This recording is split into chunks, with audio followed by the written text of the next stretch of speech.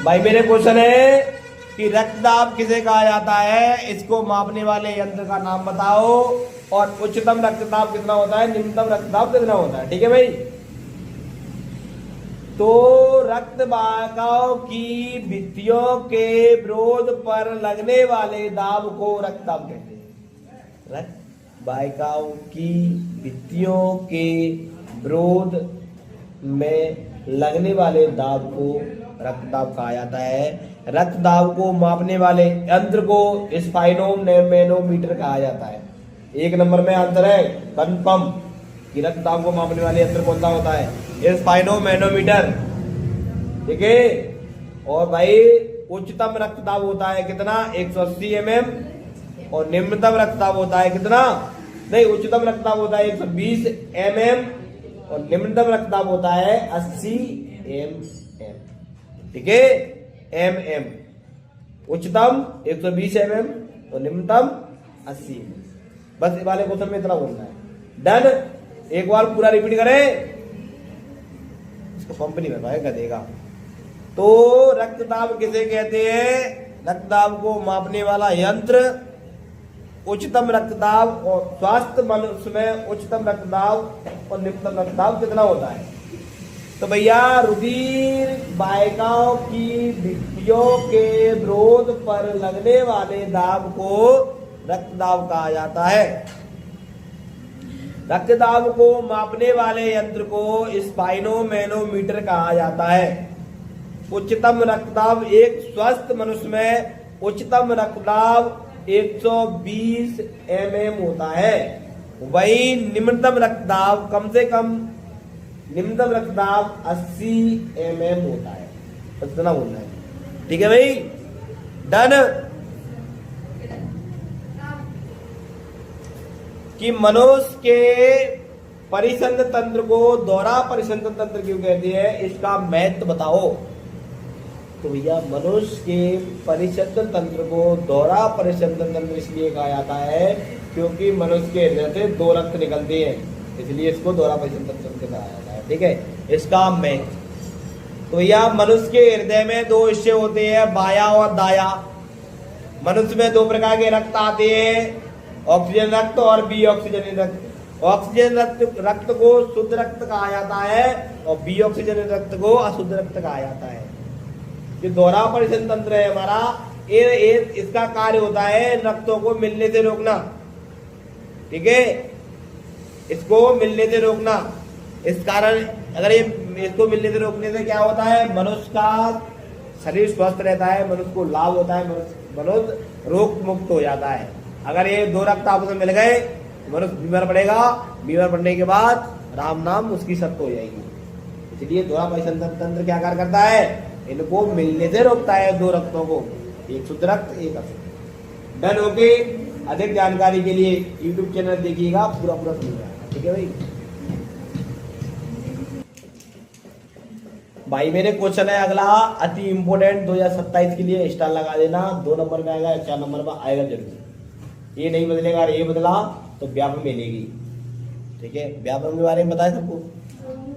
ठीक है, तो भाई धमनी और सिरा में अंतर लिखिएगा। पहला क्वेश्चन है धमनी एंड सिरा में अंतर लिखो। पहला क्वेश्चन, पहला पॉइंट है इसका कि भाई धमनी हृदय से शुद्ध रक्त को शरीर के विभिन्न भागों तक पहुंचाती है। धमनी हृदय से शुद्ध रक्त को शरीर के विभिन्न भागों तक पहुंचाती है। वही सिरा हृदय से अशुद्ध रक्त को शरीर के विभिन्न भागों तक पहुंचाता है, सिरा।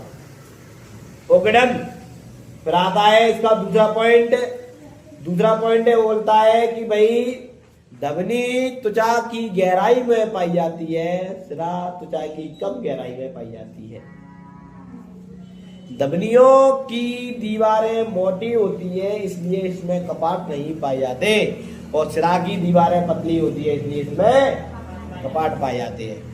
पल्मोनरी धमनी को छोड़कर सभी धमनियों में अशुद्ध रक्त बहता है। पल्मोनरी धमनी को छोड़कर सभी धमनियों में अशुद्ध रक्त बहता है। वही पल्मोनरी शुद्ध रक्त बहता है धमनियों में, पल्मोनरी धमनियों को छोड़कर सभी धमनियों में शुद्ध रक्त बहता है। वही पल्मोनरी सिरा को छोड़कर सभी सिराओं में अशुद्ध रक्त बहता है। शुद्ध रक्त फिर बहता है धमनियों में, अशुद्ध रक्त किसमें मिलता है? श्राव में। किसको जोड़कर?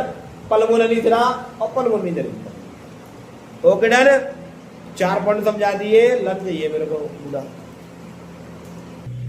रवि की फसलों को याद करने का तरीका है रवि, रा आ रहा है तो सरसों में अंदर, सरसों के अंदर रा आता है, सरसों। तो भैया रवि की फसलें सरसों कब बोई जाती है? सरसों बोई जाती है अक्टूबर नवंबर में। तो रवि की फसलें अक्टूबर नवंबर में बोई जाती है और मार्च अप्रैल में काटी जाती है, उसको रवि की फसलें कहा जाता है। रवि की फसल के अंतर्गत आता है सरसों, गेहूं, चने, मटर वगैरह आदि। आदि जरूर लगाना भाई, बहुत ज्यादा दाल वगैरह भी आती है भाई। आती है खरीफ की फसलें। खरीफ की फसलें आपको जून जुलाई में उनको बोया जाता है और अक्टूबर नवंबर में उनको काटा जाता है, वो होती है खरीफ की फसलें। खरीफ की फसल के अंतर्गत आता है बाजरा, जौ, धना और मक्का वगैरह। ये किसकी फसल में आते हैं? खरीफ की फसलों में आते हैं। ओके डन, समझ में आया क्वेश्चन?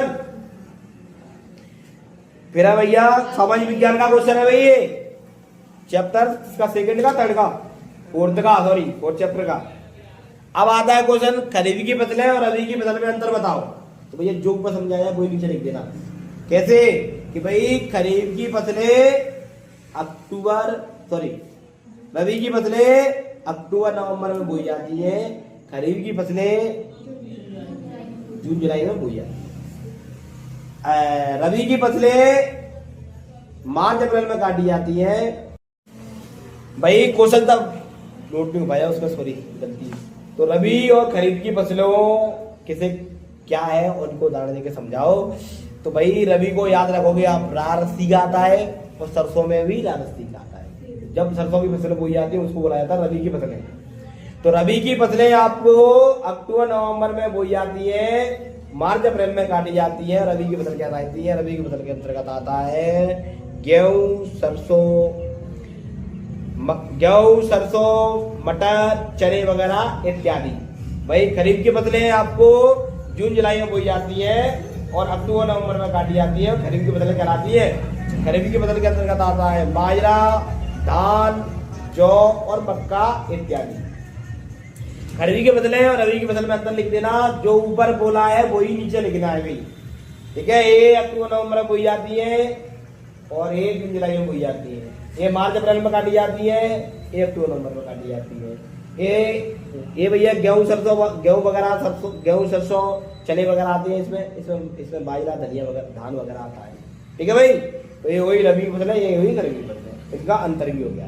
अगला क्वेश्चन है आपका भाई, मेरे क्वेश्चन है आपका समाज विज्ञान का नेक्स्ट, कि क्या कारण है भारत में अनेक प्रकार की फसलें उगाई जाती हैं? तो भारत की जलवायु सीमित स्थित ना होने के कारण अलग अलग राज्यों में अलग अलग जलवायु होती है, पहला पॉइंट। दूसरा पॉइंट ये है कि भैया भारत में कई तरह की मिट्टी पाई जाती है, कुछ उपजाऊ, कुछ गैर उपजाऊ। तो भैया इन कारणों से अपन कह सकते हैं कि भारत में कई प्रकार की फसलें उगाई जाती हैं। Okay done, not done? ठीक। क्वेश्चन है आपका नेक्स्ट, कि मोटा अनाज किसे कहा जाता है? तो वह अनाज जिसको प्राप्त करने के लिए हमें कड़ी मेहनत करनी पड़ती है, और भाई इसको प्राप्त करने के लिए कम पानी और कम उपजाऊ भूमि की आवश्यकता होती है, उसे हम मोटा अनाज कहते हैं। जैसे कि बाजरा और ज्वार, जौ या ज्वार, एक ही बात होती है, ठीक है। Okay done? क्या क्वेश्चन हो गया बेटा, बताना।